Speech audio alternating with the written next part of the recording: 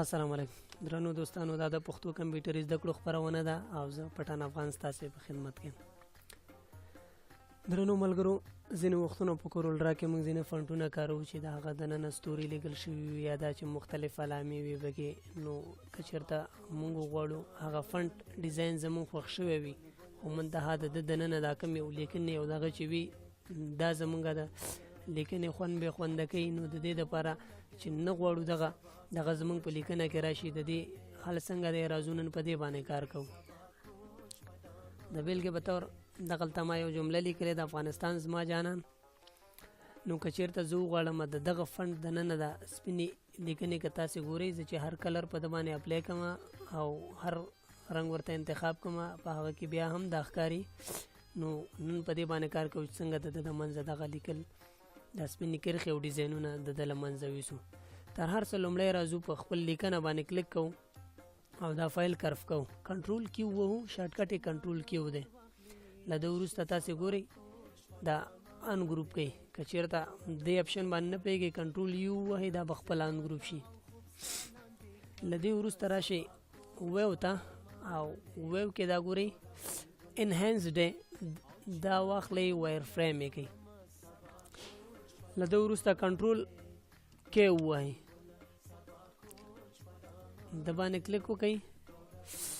کنټرول کې مو چې ووهه دا به تیار بریک اپارټ شي.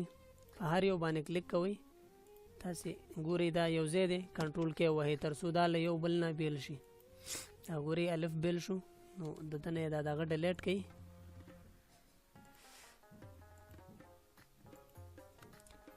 راځئ په هر یو باندې کلیک کوئ او هغه ترېنه ډیلیټ کوئ. دا خطونه ته ډیلیټ کړئ. اوس د دې دپاره چې د د منځ دایره له دې سره ونښلي په دواړو، په هغه دایرې منځ باندې کلیک وکړئ او دلته د فی غړوند چې دی که نه، بیا راشئ په دې فی باندې شفټ ونیسئ، کلیک وکړئ. کنټرول ال به ووهئ، کنټرول ال تر څو دا دواړه یو ځای شي سره. بیا راشئ دې پسې غین ته، دا هم په همدې شکل باندې پاک کړئ.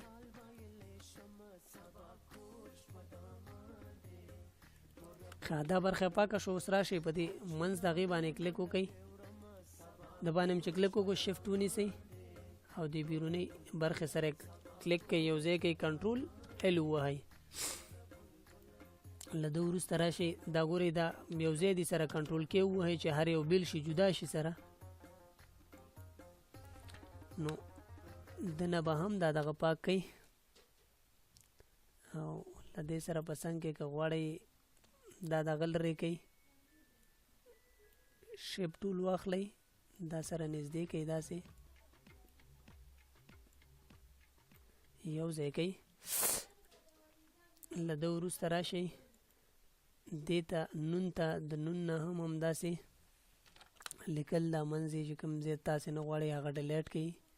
سین نه هم همداسې او په همدې شکل باندې راځئ مخکې.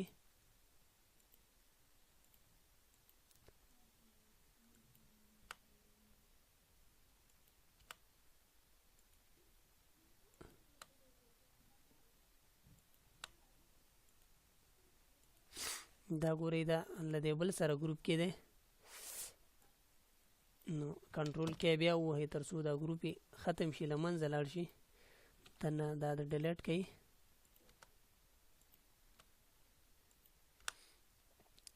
راشئ زی ته، زی نه هم په همدې شکل او راشئ میم ته، میم هم بیل دی تیار.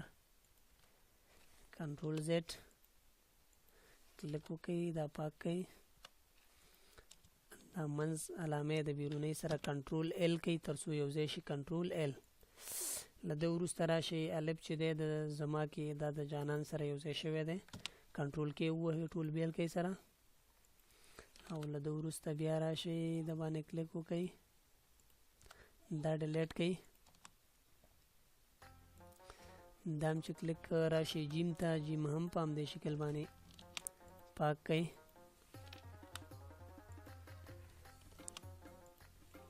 جیم مو چې پاک راشئ ورپسې الف ته او بیا نون ته، په همدې شکل بیا الف بیا نون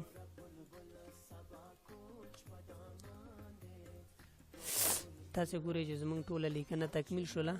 اوس راځو دا ټول سلیکټ کوو. کله مو سلیکټ شو دلته ګورئ ویلډ اپشن دی، په دې ویلډ اپشن باندې کلیک وکئ، دا به ټول یو ځای شي. بیرته راشئ ویو ته، دا انهانسډ کوي بیرته.